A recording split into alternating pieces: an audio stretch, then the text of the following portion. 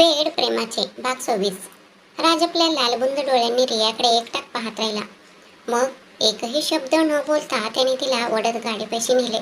गाडीच्या मागील दरवाजाशी तिला बिडवून धरले आणि एकही क्षण वाया न घालवता तिच्या अगदी जवळ सरकत तिचे ओठ आपल्या ओठात पकडले आणि तिने अत्यंत उत्कटतेने तिचे चुंबन घेतले.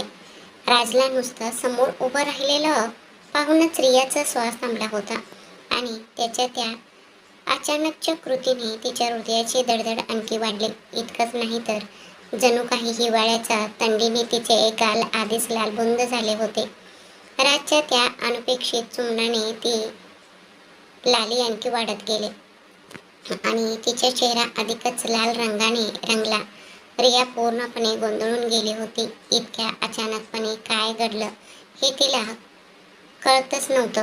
राजच्या त्या अचानक चुंबनानंतर तिच्या हाताने नकळतपणे त्याच्या छातीवरची पकड घट्ट केली. त्या दोघांचीही हृदय धडधडत होती. त्याने आपल्या बायकोला पाहून 24 तासाहून अधिक वेळ लोटला होता आणि आता ती अखेर त्याच्या इतकी जवळ आले असताना तो तिच्यावर प्रेमाचा वर्षाव करण्यापासून स्वतःला कसं रोखू शकणार होता. त्याने रियाला घट्ट धरलं आणि तिच्या नाजूक ओठांचं हळुवारपणे चुंबन घेणं सुरू ठेवलं. मग रियाला श्वास घ्यायला त्रास होऊ लागताच राजने तिचे ओठ सोडले. आपलं कपाळ तिच्या कपाळावर टेकून त्याने एक खोल शांत करणारा श्वास घेतला. मग त्याने गाडीचा दरवाजा उघडला, स्वतः आधी आत शिरला आणि हळुवारपणे रियाला आपल्या मांडीवर घेतले. रिया अजूनही धापा टाकत असल्याचे पाहून राजने तिच्या कानाचा आणि त्यानंतर तिच्या मानेचं चुंबन घेतला. मग तिच्या मानेवरील स्कार्फ बाजूला सारत त्याने पुन्हा रियाचे ओठ आपल्या ताब्यात घेतले आणि तिचे उत्कटतेने चुंबन घेण्यास सुरुवात केली. आता तिला खरोखरच श्वास घेणे कठीण जात होते. त्यामुळे राजला स्वतःपासून दूर करण्यासाठी ती धडपडू लागली.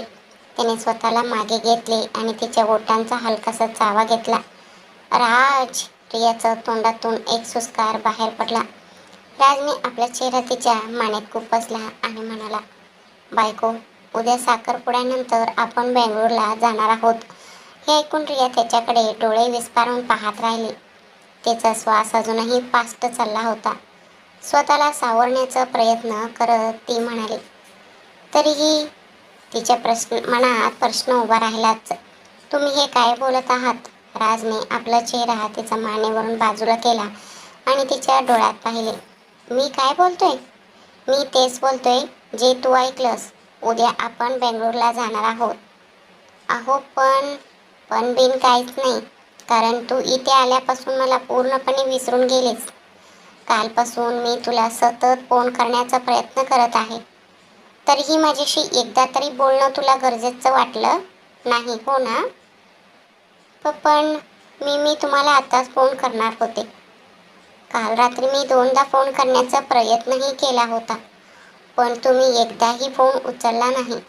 हे ऐकून राजला आणखीच राग आला. मग तो उलट म्हणाला, सकाळी सकाळी तू कुठे गेली होतीस? निदान आज सकाळी एकदा तरी तू मला फोन करू शकली असतीस ना? असे करत ती निरागस डोळ्यांनी त्याच्याकडे पाहत म्हणाले, काय सांगू, आमच्या घरी पाहुणे आले होते. हे ऐकताच राजचा राग हवेत विसरून गेला. तो तिथेच उभा राहिला आणि आपल्या त्या गोड निरागस बायकोकडे एकटाक पाहत राहिला. राजच्या मनात तिच्याबद्दल प्रेमाची एक अनावर लाट उसळली. मग चेहऱ्यावर एक हळवे हास्य उमटवत त्याने आपल्या बायकोकडे पाहिले आणि तिला घट्ट मिठीत घेतले. हो, नेमकं ह्याच दिलासाची त्याला आस लागली होती. रियानेही त्याला घट्ट बिलगून घेतले. दरम्यान दुसरीकडे बागेत एका मंटपाखालील बाकावर निशा आणि नील बसले होते. निशाचे मौन पाहून नीलने विचारले, काय झालं? तू इतकी शांत का आहेस? नील, सगळं काही व्यवस्थित होईल ना? मला अशी विचित्र अस्वस्थता का जाणवते? हे ऐकून त्याने निशाला स्वतःच्या जवळ ओढले, तिच्या कपाळावर चुंबन घेतले आणि तिच्या डोळ्यात पाहत म्हणाला, सगळं काही ठीक होईल. मी असताना तू इतकी टेन्शन का घेत आहेस? मग निशाने विचारले, पण जर माझ्या आई वडिलांनी संमती दिली नाही तर? अगं, मग मी आहे ना इथे, आपण दोघे मिळून त्यांची समजूत घालू. आता कुठे निशा हलकेच हसली. नीलने क्षणभर तिच्याकडे एकटाक पाहिले आणि मग तो तिच्या मांडीवर डोके ठेवून निजला. निशा त्याच्या केसांवरून हळूवार हात फिरवू लागली. तिच्या डोळ्यात पाहत नीलने विचारले, तू माझी साथ कधीच सोडणार नाहीस ना? आपल्या वाटेत कितीही अडचणी आल्या तरीही? हे ऐकून निशा शांत झाली आणि केवळ त्याच्याकडे पाहत राहिली. मग खाली वाकून तिने नीलच्या कपाळावर चुंबन घेतले आणि म्हणाली, मी नेहमीच तुझ्या पाठीशी उभी राहीन, परिस्थिती काहीही असो. नीलच्या चेहऱ्यावर एक गोड हास्य उमटले. तो निशाच्या मांडीवरून उठला, तिचा हात हातात घेतला आणि तिला घेऊन मोकळ्या आकाशाखाली बाहेर आला. मग मागून तिच्या कमरेवर दोन्ही हात ठेवून तिने तिला वर आकाशाकडे पाहण्यास सांगितले, जिथे चांदण्या सगळीकडे आपला लख्ख प्रकाश पसरवत होते. ह्यामुळे त्या दोघांनाही मनाला एक गहन शांतता लाभली. मग अचानकच त्याने निशाला आपल्याकडे वळवले आणि तिला घट्ट मिठीत घेतले. निशा, आय लव्ह यू जान, I love you so much. मग त्याने तिच्या कपाळावर एक चुंबन घेतले. निशाच्या चेहऱ्यावर एक प्रसन्न हास्य उमटले. नील हळूच तिच्यापासून बाजूला झाला. मग तिच्या डोळ्यात पाहत तो म्हणाला, उद्या रातचा साखरपुडा झाल्यानंतर आपल्या नात्यांबद्दल सर्वांना सांगण्याचं माझा विचार आहे. हे ऐकून निशाच्या मनात भीतीची एक लकीर उमटली. पण नील, तुला खरोखरच वाटतं का की या विषयांवर बोलण्यासाठी हीच योग्य वेळ आहे? आपण आपल्या कुटुंबाशी ह्याबद्दल नंतर कधीतरी चर्चा केलं तर चालणार नाही का? यावर नीलने नकारार्थी मान हलवले. मग त्याने निशाकडे पाहिले. ती विचारात गळून गेल्यासारखी वाटत होती, कारण तिच्या मनात भीती होती. तिला ही भीती वाटत होती की जर सर्वांना हे समजले की ती अनाथ आहे, तर कदाचित नीलचे कुटुंब त्यांच्या नात्याचा स्वीकार करण्यास नकार देईल. तिला अशा प्रकारे विचारात मग्न पाहून नीलने तिला चिडवले, तू आताच आपल्या लग्नाची स्वप्ने पाहायला सुरुवात केलीस की काय? काय आपल्या भविष्यातील मुलांबद्दल विचार करत आहेस? हे ऐकून निशा नीलकडे रागाने पाहू लागली. मी आत्ता तुला असे म्हणते त्याला मारायला पुढे सरकली, पण नीलने तिला कमरेला धरून स्वतःच्या जवळ ओढले. त्याने तिचे ओठ आपल्या ओठांनी पकडले आणि तिला चुंबन घेऊ लागला. त्या अनुभवाने मंत्रमुग्ध होऊन निशाचे डोळे मिटले. पण अचानक ती भानावर आली आणि नीलपासून दूर जाण्याचा प्रयत्न करत धडपडू लागली. पण नील म्हणजे नीलच होता. तो तिला सहजासहजी सोडून देणार नव्हता. तिची धडपड पाहून त्याने तिला आणखी घट्ट पकडले आणि अखेरीस निशाने प्रतिकार करणे थांबवले. तेव्हा तिला श्वास घ्यायला त्रास होऊ लागले. तेव्हा नील अखेर दूर झाला. तू खरंच राजकडून काहीतरी शिकायला हवं नाही का? रिया आणि राजकडे बघ, त्यांचं लग्न आधीच झालंय आणि आता तर ते दुसऱ्यांदा लग्न करणार आहेत. तरीही त्यांचं प्रेम कधीच कमी होत नाही. आणि इथे तू एका साध्या किस दिला तर गोंधळून आणि अस्वस्थ होऊन बसली आहेस. हे ऐकून आपला दापा टाकणारा श्वास सावरण्याचा प्रयत्न करत असतानाच निशाने डोळे विस्पारून नीलकडे पाहिले. मग नील म्हणाला, आता असं इकडे तिकडे फिरण्यात काय अर्थ आहे? हे खरं आहे नाही का? मग निशाकडे रोखून पाहत तो पुढे म्हणाला, एकदा का आपले लग्न झालं मग बघूया तू काय कारण सांगतेस. हे ऐकून निशाने पुन्हा त्याच्याकडे रागाने पाहिले आणि म्हणाली, तुझं डोकं फिरलंय का? वेळ बघितलंस का? मग किती वाजले? पुढच्या 10 मिनिटात आपण घरी पोचलो नाही तर सगळे आपल्याला शोधायला बाहेर येतील आणि जर कोणी आपल्याला इथे पाहिलं तर नुसता तमाशा होईल. हे ऐकून नील म्हणाला, बरं झालं, माझी बायको बरीच समजूतदार आहे. ओ, म्हणजे तुला वाटलं मी मूर्ख? नील गोंधळून अडकत म्हणाला, मी असं कधी म्हणालो? मी तर तुझं कौतुकच करत होतो. हे ऐकून निशाने पुन्हा एकदा नीलकडे रागाने पाहिले. म्हणून विषय बदलण्यासाठी आजूबाजूला बघत नील म्हणाला, ठीक आहे तर उद्या भेटूया. मग तो पुढे सरकला. त्याने निशाच्या ओठांना हलकेच स्पर्श केला आणि तिला गाडीकडे घेऊन गेला. दरम्यान रिया आणि राज सुद्धा त्यांच्या गाडीबाहेर उभे होते. राज रियाकडे एकटाक पाहत होता तर लाजेने लाल झालेली रिया जणू काही कुठेतरी चेहरा लपवावं असे वाटत होते. जेव्हा नील आणि निशा आले तेव्हा रियाने राज किंवा नीलकडे न पाहताच पटकन निशाचा हात पकडला, तिला ओढत नेले आणि घराच्या दिशेने पळत निघाले. हे रिया, आपण दोघी सहज पडणार, हळू चल. पण रियाने तिच्याकडे दुर्लक्ष केले आणि म्हणाले, नाही, लवकर चल. हे ऐकून निशा तिच्या मागे घरी गेली. राज डोक्यावर हात ठेवून पुन्हा हसू लागला आणि नील आपल्या पोनी डोळ्यांनी त्याच्याकडे बघत विचारत होता, काय झालं की रिया अशी पळून जात आहे? राजने त्याच्याकडे रागाने पाहिले. तुला हे सगळं जाणून घ्यायची गरज नाही, मी गाडीत बसतो, ये. मग नीलने राजकडे रागाने पाहिले. ठीक आहे बाळा, टायमिंग येईल. राजने हॉर्न वाजवला. तुझं नाटक करून झालं तर आता चल. मग ते दोघे हॉटेलमध्ये परतले. दुसऱ्या दिवशी सकाळी साखरपुडा होता. प्रियाच्या घरी बरीच लगबग सुरू होती. पंडितजी सुद्धा आले होते. ते फक्त ठाकूर कुटुंबाच्या येण्याची वाट पाहत होते. थोड्या वेळाने 6 मोठे गाडी घराच्या अगदी समोर येऊन थांबले. राजेंद्र, लता आणि इतर सर्व पाहुणे त्यांचे स्वागत करण्यासाठी बाहेर उभे होते. तर जवळचे शेजारी मात्र आश्चर्याने तोंडात बोटे घालून त्यांच्याकडे नुसतेच पाहत राहिले. जसे ते जोडपे गाडीतून खाली उतरले तसे जवळच उभी असलेली शेजारच्या एका बाईने आपल्या बाजूला उभी असलेली दुसऱ्या बाईकडे वळून म्हणाली, अगं शांती, तू पाहिलंस का? रियाचं नशीब खरोखरच पालटलं आहे. आता ती एखाद्या राणीसारखं आयुष्य जगणार आहे. मी ऐकले की ते प्रचंड श्रीमंत आहेत. तुला माहिती आहे ना, ते बेंगळूरचे आहेत. त्यांच्या व्यवसायाचा पसारा संपूर्ण देशभरात पसरलेला आहे. त्यांच्या मोठ्या मोठ्या कंपन्या आहेत. अशी जीवनशैली आपण सहसा फक्त टीव्हीवरच पाहत असतो. पण आज, अरे बाप रे, माझ्या डोळ्यांवर माझा विश्वासच बसत नाहीये. हे सर्व आपल्या डोळ्यांसमोर प्रत्यक्ष घडताना पाहणं एखाद्या स्वप्नासारखंच वाटतंय. तेवढ्यात दुसरी बाई म्हणाली, हो ना सुमित्रा, आणि त्यांच्याकडे नीट बघ तरी. त्यांच्या तो रुबाब आणि त्यांची ती शैली पाहताच कुणालाही कळून येईल. आणि तिच्या दागिन्यांकडे बघ तरी. आपली रिया खरोखरच सोन्याचा चमचा तोंडात घेऊन जन्माला आली आहे असे वाटते. पण मुलगा कुठे आहे? तो मला कुठेच दिसत नाहीये, असे म्हणत त्या दोन्ही बायका आपल्या आजूबाजूला पाहू लागल्या. खरे तर त्यांच्या अगदी शेजारीच कोणीतरी होते, जे हे सर्व ऐकून संतापाने अक्षरशः दुमसत होते. त्या होत्या रियाची आत्या आणि मला.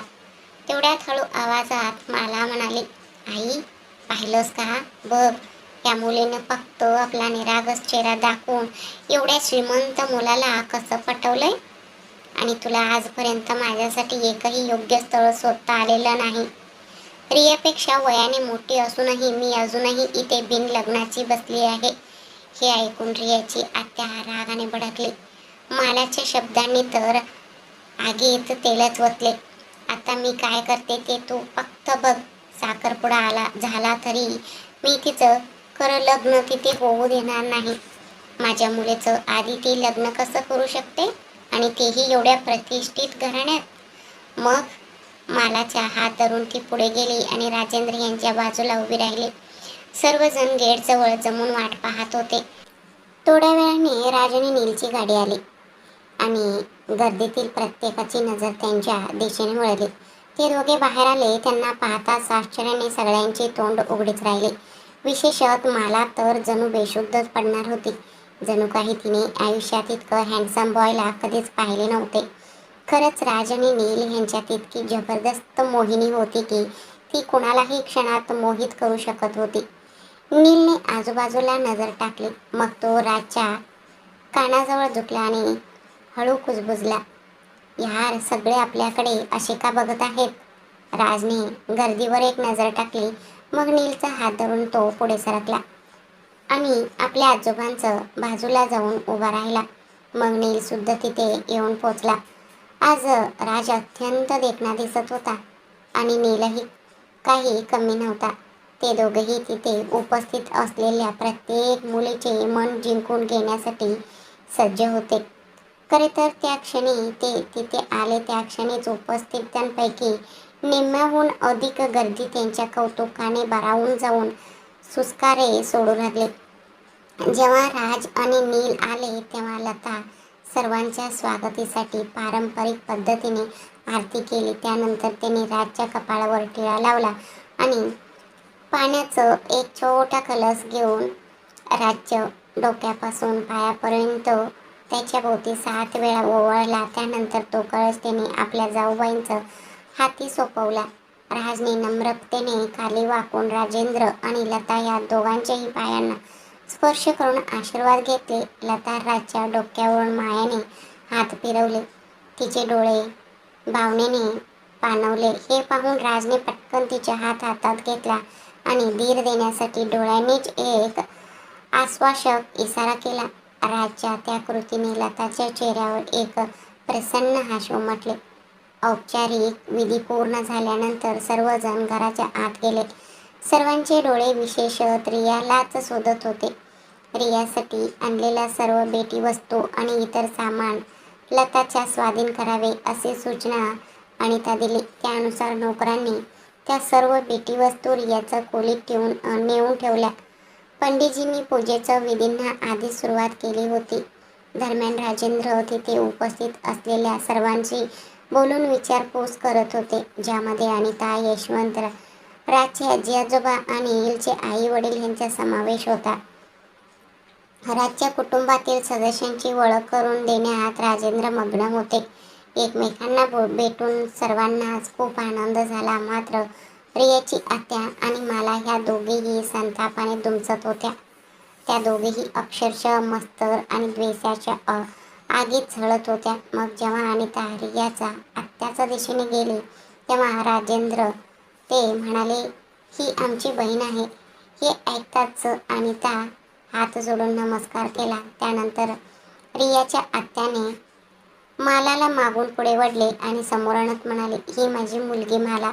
बाळा, जा आणि त्यांचे आशीर्वाद घे. मग मालाने खाली वाकून आणि अनिता आणि नीता म्हणजे नीलची आई या दोघींच्याही पायांना स्पर्श केला. हसतमुख चेहऱ्याने अनिता म्हणाली, सुखी बाळा, तू खूपच सुंदर दिसत आहेस. हे ऐकून रियाचं आत्याला खूपच आनंद झाला. तिला जणू आपण अत्यंत आनंदाच्या शिखरावर आहोत असे वाटले. पुढे सरकत आत्याबाई पुढे म्हणाली, माझी मला जितकी सुंदर आहे तितकीच ती सुसंस्कृतीही आहे. तिला सर्व काही करता येते, विशेषतः घरकामातील सर्व गोष्टी. आमच्या संपूर्ण गावात प्रत्येकजण तिचं कौतुक करतात.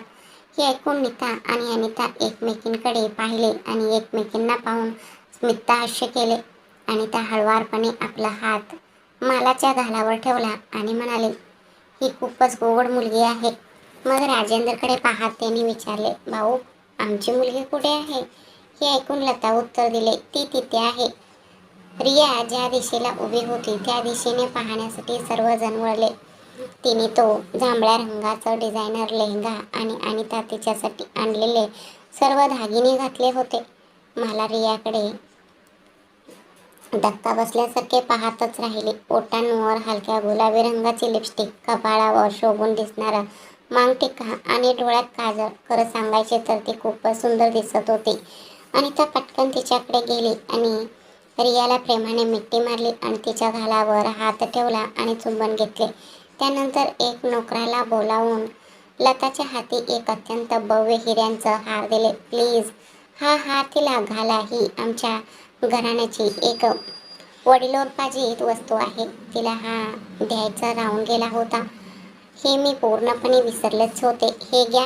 हे ऐकताच रियाची आत्या पुढे आली. लताच्या हातातून तो हार हिसकावून घेतला आणि त्याची बारकाईने पाहणी करू लागली. ज्या क्षणी तिची नजर त्या हारावर पडली त्या क्षणी तिचे डोळे आणि तोंड दोन्हीही वसून उघडेच तसेच राहिले. तो एक अत्यंत मोहक आणि भव्य हार होता, जो पूर्णपणे हिऱ्यांनी बनवलेला होता. रियाची मामी पुढे आली. तिच्या आत्याच्या हातातून तो हिऱ्यांचा हार घेतला आणि रियाचा गळ्यात घातला. आपल्या साधेपणातही ती आधीच खूप सुंदर दिसत होती, पण आज तिने चेहऱ्यावर हलकासा मेकअप केला होता, ज्यामुळे तिचे सौंदर्य कित्येक पटीने खुलून दिसत होते. राज तिथेच उभा राहून तिच्याकडे अतिशय प्रेमळ नजरेने आणि कौतुकाने पाहत होता. रियावरून आपली नजर हटवणे त्याला एका क्षणासाठीही शक्य होत नव्हते. हे पाहून जवळच उभा असलेला नील त्याच्याकडे झुकला आणि त्याच्या कानात कुजबुजला. आता तू आपल्याच बायकोला नजर लावणार आहेस की काय? हे ऐकताच राजने अखेर रियावरून आपली नजर हटवली आणि नीलकडे रागाने पाहिले. थोड्याच वेळात तो जोडी पूजा विधीसाठी बसले. पूजेसाठी केवळ जवळचेच नातेवाईक उपस्थित होते. इतर सर्व पाहुणे बाहेरच थांबले होते. जिथे मुख्य समारंभ पार पडणार होता. नीलचे डोळे गर्दीत इकडे तिकडे फिरत होते. तो निशाला शोधत होता. माझी ती वादळ कुठे आहे? असं विचार तो मनातल्या मनात करत होता. नील इकडे तिकडे पाहू लागला आणि अचानक मला अगदी त्याच्या समोरच प्रकट झाली. तिला पाहताच नील क्षणभर थांबला. मालाच्या चेहऱ्यावर एक रुंद हास्य फुलले होते. हसताना तिचे दात जरा जास्तच दिसत होते. हॅलो, मी माला, प्रियाच्या आत्याची मुलगी. त्या नात्याने मी तिची मोठी बहीण ठरते. हे ऐकून नीलने आधी तिच्याकडे बारकाईने निरखून पाहिले. त्याचे मुख्य कारण म्हणजे त्याच्याशी जवळीक साधण्यासाठी ती जरा जास्त धडपड करत आहे असे त्याला वाटले. तिला अचानक निशाने आदल्या रात्री सांगितलेली गोष्ट आठवली. मालाविषयी तिने कथन केलेला तो संपूर्ण मोठा किस्सा त्याच्या डोळ्यासमोर तरळला. नजर दुसरीकडे वळवत नील म्हणाला, हॅलो दीदी, तुम्ही कशा आहात? हे ऐकून मालाला जणू काही रागाच्या भरात आगच लागली. माफ करा, पण तुम्ही मला दीदी कसे काय म्हणू शकता? नीलने पटकन प्रत्युत्तर दिले. अहो, जर तुम्ही माझी बहीण म्हणजेच रियाची मोठी बहीण असाल तर साहजिकच तुम्ही माझीही मोठी बहीण झालात, नाही का? असो दीदी, तुम्हाला निशा कुठे दिसली का? निशाचे नाव ऐकताच मालाचा राग आणखीच भडकला. तिला स्वतःच शोधून काढ, असे ती रागाने म्हणाली आणि पायांनी जोरात आवाज करत खोलीबाहेर निघून गेली. नीलला हे सर्व खूपच गंमतशीर वाटले, कारण निशाने मालाविषयीची सर्व माहिती त्याला आधीच देऊन ठेवली होती. शेवटी निशाने एखादी गोष्ट सांगावी आणि नीलने ती ऐकू नये असे कधी शक्य होते का? निशा कुठेच सापडत नसल्यामुळे नीलने तिला फोन करण्याचा प्रयत्न केला, पण तिने फोन उचललाच नाही. तो बाहेर पडला आणि बाहेर पडताच त्याची नजर थेट त्याच्या समोरच उभी असलेली आणि बोलण्यात मग्न असलेली निशा व वरून वर पडली. हे पाहताच वरूनचा गळा आवळावा अशी तीव्र इच्छा नीलच्या मनात निर्माण झाली. संतापाने तुमचत तो वेगाने त्यांच्या दिशेने गेला. निशाचा हात पकडून तिला बाजूला ओढले आणि वरूनकडे रागाने रोखून पाहू लागला. अरे नील, तू इथे? मग नील म्हणाला, आणि मी इथे का नसावं? वरून तेवढ्यात पुढे म्हणाला, नाही नाही, मला तसं म्हणायचं नव्हतं. मग नील जरा चिडूनच म्हणाला, तुला काय म्हणायचं होतं ते राहू दे, पण तू इथे कशाला आला आहेस? मग वरून जरा हसत म्हणाला, म्हणजे काय, मी इथे कशाला आलोय? अरे, आज राज्य साखरपुडा आहे ना, म्हणूनच तर मी आलोय. हो का? बर, तो साखरपुडा तर तिथे चालू आहे, मग तू इथे काय करतोयस? नीलचे ते बोलणे ऐकून निशाला तिचे हसू आवरणे कठीण झाले. तिथून निघून जाणे हाच सर्वोत्तम मार्ग आहे असे ठरवून तिने नीलकडे पाहिले आणि म्हणाले, नील, वरून मी रियाकडे जाते, असे म्हणून ती वळली आणि निघून गेली. निशा तिथून निघून जाताच नीलने पुन्हा वरूनकडे रागाने पाहण्यास सुरुवात केली. त्याचा आणखी जवळ जात तो म्हणाला, मी तुला तिच्यापासून दूर राहायला सांगितलं होतं, नाही का? त्याच्याकडे डोळे बारीक करत पाहत मग वरूनने विचारले, का? मग नील मोठ्याने ओरडला, कारण ती फक्त माझी आहे. हे ऐकून वरूनच्या चेहऱ्यावर एक खोडकर हास्य पसरले. तो म्हणाला, अरे बर, तिच्या दिसण्यावरून तरी ती काही तुझी वाटत नाही. मग ती नेमकी तुझी कशी काय आहे? अरे वरून, माझं तिच्यावर प्रेम आहे, तुला कळतंय का? मग वरूनने एक तिरकस हास्य केले आणि उत्तर दिले, बर, ती मलाही आवडते, त्यामुळे त्या तर्काने ती माझी सुद्धा आहे. तो पुढे काही बोलण्याआधीच नीलने त्याची कॉलर पकडली आणि रागाने म्हणाला, गप्प बस, नाहीतर इथे पुढे काय प्रकार घडेल ह्याची मी खात्री देऊ शकत नाही. मग वरूनने नीलचा हात त्याच्या कॉलरवरून बाजूला केला. त्याच्याकडे रागाने बघत म्हणाला, जर तुझं तिच्यावर इतकं प्रेम असेल तर ते सगळ्यांना सिद्ध करून दाखव. सिद्ध कर की तुझं तिच्यावर खरंच प्रेम आहे. हे ऐकून नील फक्त त्याच्याकडे बघतच राहिला. तुझ्यात तेवढी हिंमत नाही, नाही का? वरून नीलच्या जवळ आला आणि हळूच कुजबुजला. असो, मी तुला एक गोष्ट सांगतो. मी आजच तिला लग्नाची मागणी घालणार आहे. माझे आई वडील सुद्धा येणार आहेत. असे म्हणत त्याने आपला काळा गॉगल चढवला आणि तो कार्यक्रम चालू होते तिकडे निघाला. पण जाताना त्याने नीलसमोर एक आव्हान मात्र मागे ठेवले होते. दरम्यान पूजा संपन्न झाली होती, त्यामुळे उपस्थित असलेले सर्वजण समारंभाच्या जागेकडे वळले. बेंगळुरूहून केवळ 15च पाहुणे आले होते. पूजा संपताच सर्वांच्या सर्व मंडळी समारंभाच्या ठिकाणी एकत्र जमली. रिया आणि राज यांनी आत पाऊल टाकताच त्यांच्यावर गुलाबाच्या पाकळ्यांचा वर्षाव होऊ लागला. ह्या साखरपुड्याचं समारंभासाठी मिस्टर राजेंद्र यांनी पैशाची कोणतीही कमतरता भासू दिली नाही, हे एका नजरेतच स्पष्ट होत होते. त्यानंतर त्या जोडप्याला मंचावर नेण्यात आले आणि पाहुणे त्यांच्या भोवती जमा होऊ लागले. हळूहळू सर्वजण तिथे एकत्र जमले. रियाची नजर मात्र खाली झुकलेली होती. राज एकटक तिच्याकडे पाहत होता. मग तिच्या अगदी जवळ झुकून तो म्हणाला, माझे हे बिचारे मन केव्हापासूनच आसुसलेले आहे, फक्त तुझी एक झलक पाहण्यासाठी. पण तरीही तुझ्या त्या हरणीसारख्या सुंदर डोळ्यांना माझ्याकडे पाहण्यासाठी एकदा तरी वर उचलण्याचे धाडस होईल का? हे ऐकताच रियाचे डोळे आकेर वरवळले आणि तिची नजर त्याच्या नजरेला भिडली. आणि जशी त्यांची नजरानजर झाली, राज तिच्याकडे एका तीव्र भावपूर्ण नजरेने पाहत होता. हे पाहून रियाचं पापण्या पुन्हा एकदा खाली झुकल्या. तिच्या हृदयाची धडधड वाढू लागली आणि तिच्या ओठांवर एक मोहक हास्य उमटले. या भावनेने तिच्या हृदयात एक सुखद स्पंदन निर्माण झाले. राजेंद्रकडे पाहून यशवंत म्हणाले, दादासाहेब, चला विधी सुरू करूया. हे ऐकून राजेंद्र होकारार्थी मान डोलावले. मग अनिता राजला अंगठी दिली तर लता रियाला एक अंगठी दिली. ते दोघे एकत्र अगदी राम आणि सीता ह्या देवी जोडीसारखे दिसत होते.